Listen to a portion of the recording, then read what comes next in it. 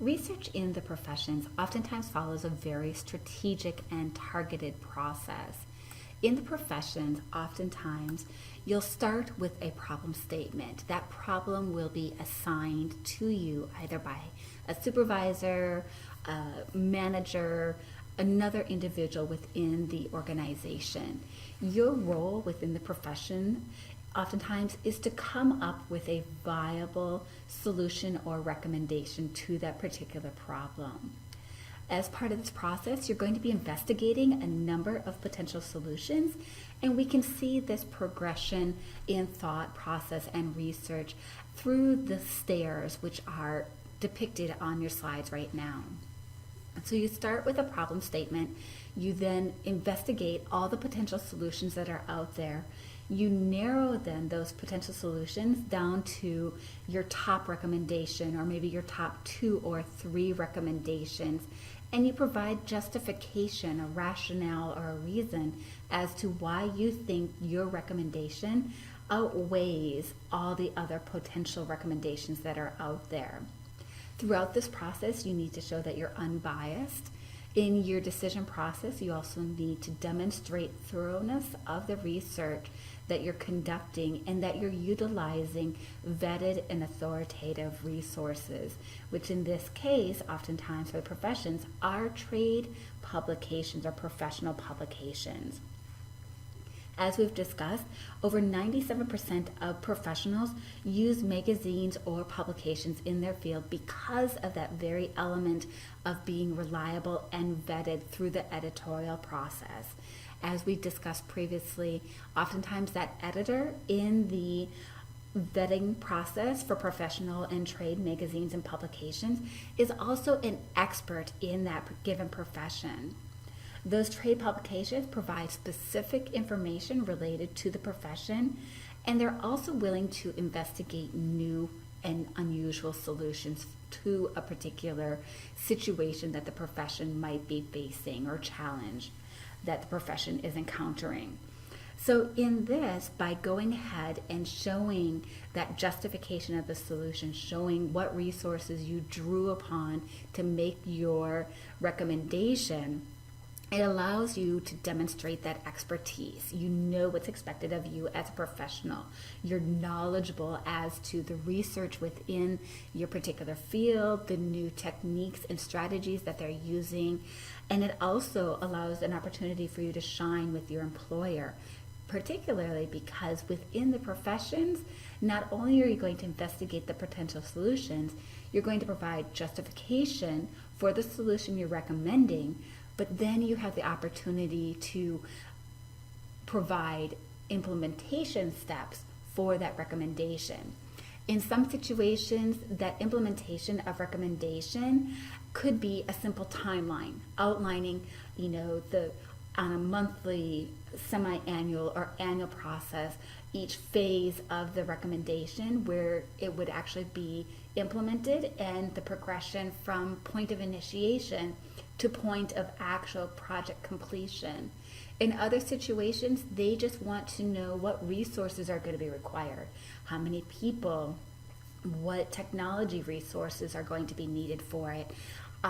In addition, what other financial or outside constraints or resource might need to be called in to actually implement that recommendation. Within the professions, feasibility and viability of your recommendation are key. So the profession is really unique compared to academia or other theoretical realms, because in the professions, you start off with a problem statement. You're not necessarily devising the problem on your own. It could be handed to you, but then you have the opportunity to work through each element, each staircase level of that problem, to investigating, to justification, all the way through to implementation. And oftentimes in the professions, as I will mention later, you will have the opportunity to, if not be directly involved in all steps of this problem, proposal, and solution, you would at least be a consultant, in that they would come back to you throughout the process, either for refinement, for recommendations, or because you are a project or team lead in the particular process. So the professions is an area where you have a lot of autonomy, you have a lot of control, but you also have a lot of responsibility, as you are responsible not only to the organization to be fiscally responsible for it, but you're also responsible because the decisions you make and the recommendations you provide through this particular situation impact people's lives on a direct basis. So it's an exciting place to be, and I really commend each of you for the work that you're doing in the professions. It's a knowledgeable and valuable contribution to society. Next segment that we're going to be reviewing is actually going to be covering professional module assignment number 3. So be ready, it's coming right around the corner. We are now going to be diving into professional module assignment number 3. In this particular assignment, you're going to be using the profession that you selected for homework number 4 and homework number 5, which should have been the same profession. In this, you're going to be developing a proposal to solve a particular problem. Okay? In this, you have a scenario that's given in professional module assignment 3. So if you're a teacher before, you're going to continue to use the teacher education scenario outlined on page 2 of the professional module assignment 3 document attached as to the Blackboard assignment page. In this, you're going to be using the scenario to develop a proposal that actually can be implemented. It must be a feasible and functional proposal. For this particular assignment, you're going to be using trade publications only, and you're going to be reviewing a minimum of 3 trade publications to justify your decision. For those minimum of 3 trade publications, you're going to be completing a CRAP test for each resource that's used in this assignment. And just as a refresher, the CRAP test is also attached to the document, and you can see here that it's the standard CRAP test form that we've been using throughout the semester, where you'll fill in your name, the source information, and then provide a scoring and explanation of the decision reached, which provided that score to be the final score. In addition, please refer back frequently to your instructions of professional module assignment number 3. This is going to be the area where you go for the criteria of the assignment and also how the grading is going to be applied in this particular assignment. So for each of the elements of this particular assignment, as I mentioned, you're going to be using trade publications. You're going to be looking at a minimum of 3 trade publications. You're going to be completing a CRAP test for each of the resource. The final element of this is that you're going to be completing a proposal response. In this proposal response, I've provided a template, an executive summary layout that you'll be using. This will allow you the opportunity to develop a professional presentation style, but in this course, you will not actually be presenting it. Hypothetically, what should be happening is that you should be using the slide content to flesh out the body of your proposal and the recommendations, and then using the note section, this note section down below here, to provide additional details, which actually composes the 500-word response, which is required for this session. At this point, we're going to just walk through these individual slides, and that way, if you have any questions, you can certainly reach out to me, and I'll be happy to clarify them. Slide 1 is going to be the title slide. So where it says Executive Summary Layout, go ahead and change that to the actual title of your presentation. And then in the subtitle area where you see an example of how to lay out, in that you're going to place your name, the course session that you're in right now, and also the fact that it's summer of 2018. Slide number 2 is your introduction to this, where you actually state your problem and or scenario. As you can see, I've put in a number of notes to this PowerPoint presentation template, so that way you should be able to just walk through and apply this template. It is structured in the same format that most professional presentations are structured. So you start off with a statement of the problem, then you move into a proposal of the solution. And this is really a thesis statement. So keep coming back to the fact that your presentation has a purpose, and this outlines what that purpose is. In this also, then it allows a natural flow or natural transition into a detailed explanation of the solution. And this is where you really explain why you selected the solution that you did. What did you look at to arrive at your recommended solution? And how does this information help inform your decision on what to do? And then last, but why did this information help you determine the solution? So it basically answers a number of interrogatory statements that supports the thesis statement outlined in the solution proposal. So after you've completed the detailed explanation of the solution, then you're going to move into a brief coverage of other possible solutions. This is where you stay and show that there are alternatives to your recommended solution, but of all the possibilities that were out there, your solution rises to the top as being the best, most feasible, functional, and actionable of all the solutions that are out there. And there are a number of reasons that one solution might outweigh another in this context. It could include financial resources.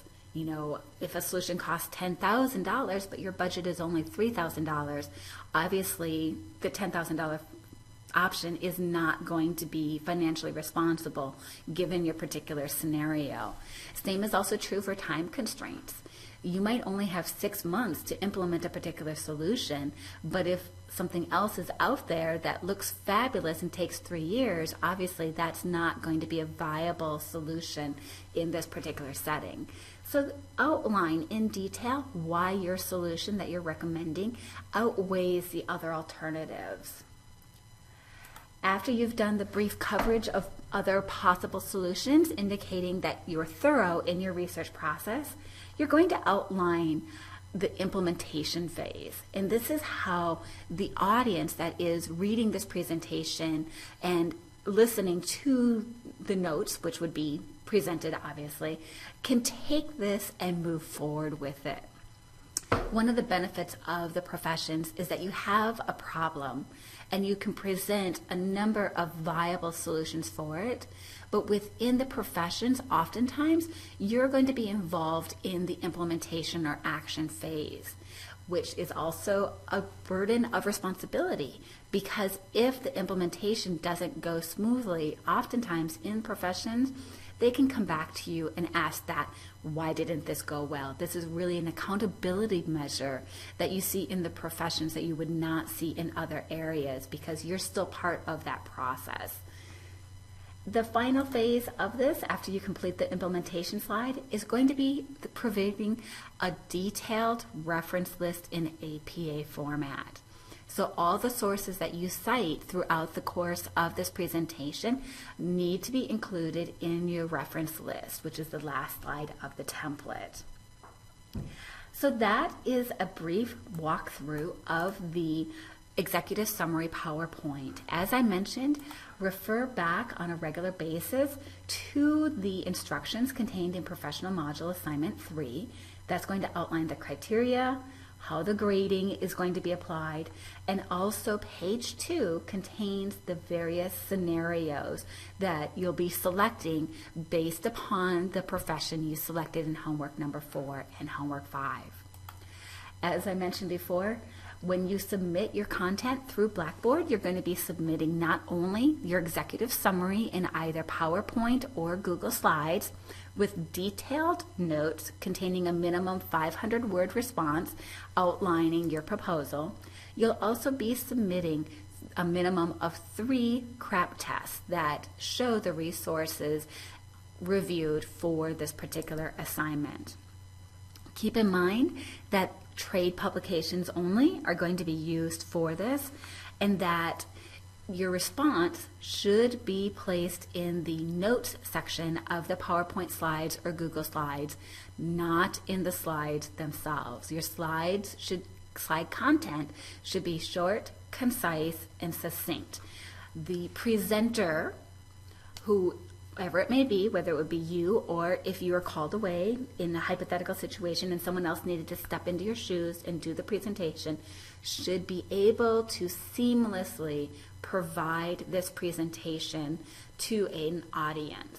So they're going to be doing that through the notes section. So please reach out to me if you have any questions or concerns, and I will happily respond to them. Good luck on this assignment. It's a lot of fun. It's a great way to apply some of the knowledge and training that we've been going over through the course of the semester, the professional module in particular. And really, truly, enjoy this. Allow yourself to shine. You can tweak the design of the slides, obviously, to be something that reflects your individual character and uniqueness, but also take it really seriously. Put yourself in this scenario and think about how you would work towards finding a solution to the scenario problem.